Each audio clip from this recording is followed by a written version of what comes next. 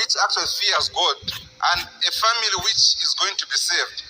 But they still entertain Abraham's question to say, what if you find 50? So one would ask to say, why do they still entertain? Why don't they just tell Abraham straightforward to say, okay, I know you're interested, you want people to be saved, but let us tell you to say, there are only 3 people that are going to be saved. From what I got here, I found out to say that God's foreknowledge does not hinder the process of intercession. Just because God knows to say there is a group of people that I know to say these are going to rebel, and they are still rebelling, He does not reduce His love. He does not hinder His children from interceding for such a people. So you and I are given an opportunity to choose Christ. Even in Sodom and Gomorrah, if before the angels reached that place, if there were a people who chose Christ, who turned away from their evil ways and accepted the angel's message, they would also have been saved with those people. Then the last thing in this regard is also on the issue of praying for other people. We have a tendency of wanting to despise other people because of some sins that they do. Of course, because they do sins that we do not do.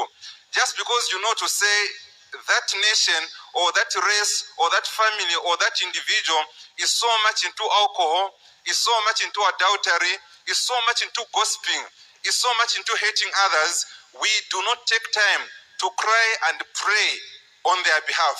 I think that only proves that we are in a fallen situation more than them. So in this whole formula of taking this mission, enshrined is the aspect of love for the people. Love for the people. Actually, I like the element when you are talking about sometimes we are being so much judgmental when we are judging our brothers and sisters, yet they are dying, and then we're supposed to come and intervene and give them love and to support our brother and help those who are struggling. Now, I like this thing about the writer actually brought about tribe and... You want to say something or just to add from what my elder said? Yes, just to bring another dimension of the aspect of love as we dive into intercession itself and prayer. Yeah. I think we rush so much into aspects of delivering to others before we do the homework ourselves. Yeah. Abraham, as we are going to see, is exhibiting a form of intercession, even as he is pleading on behalf of a nation that was wayward. Actually, we're told to say at one point, he fought against the kings who had captured the cities of Sodom and Gomorrah. So, one thing that I want to extract from here is that Abraham had done a homework on his spiritual life and on his walking with Christ before he actually dealt on the issues of intercession and on the issues to do with showing love. So it's an encouragement to each one of us. The first thing that we have to learn is that when we are interceding, when we are showing love, it is not us who do it, but it is Christ who does it in us. Then if we do not have Christ in us, then who is doing it? So the first thing that we are supposed to adopt is Christ living in us, and He is going to be the hope of glory and salvation to the people that we are delivering to. So it's very, very important. Thank you very much. My The focus of the lesson is a bit individualistic. It's really focusing on Abraham and leaves out his wife, whom he worked with to take care of those strangers.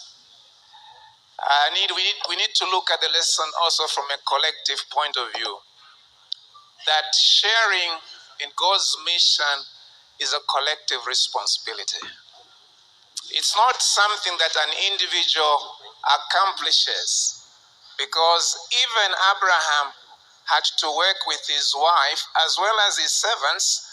They may not have come out clearly in the lesson, but they're the ones who prepared the sacrifice, the food that he finally dressed and then gave to the strangers that went out there. Hence, my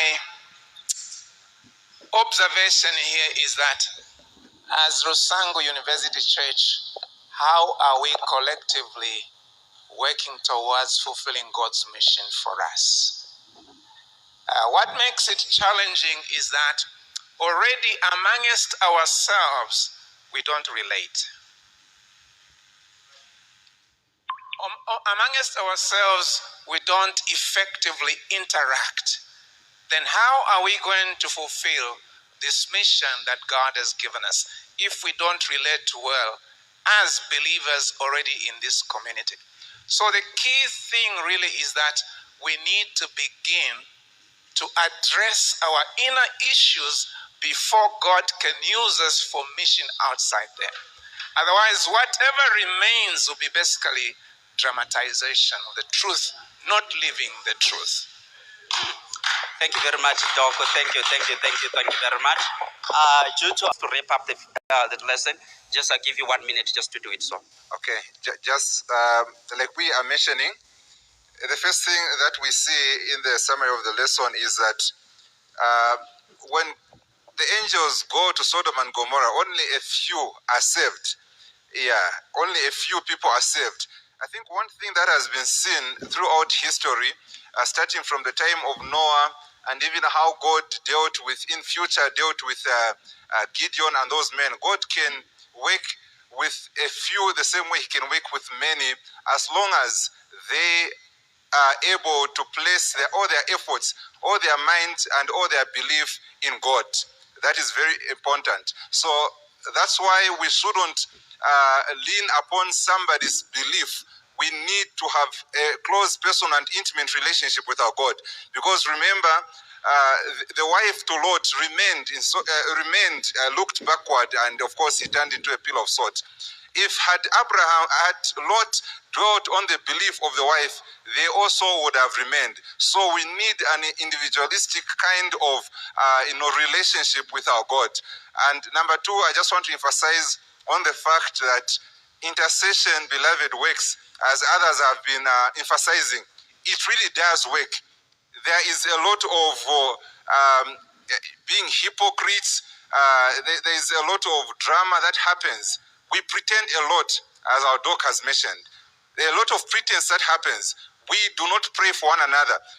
Think about it. At what time have you ever prayed, sat down, woken up at 24 hours just to pray for your enemy, or to cry and pray for some people, your workmates or your fellow students? So intercession is important. Intercession is very important. One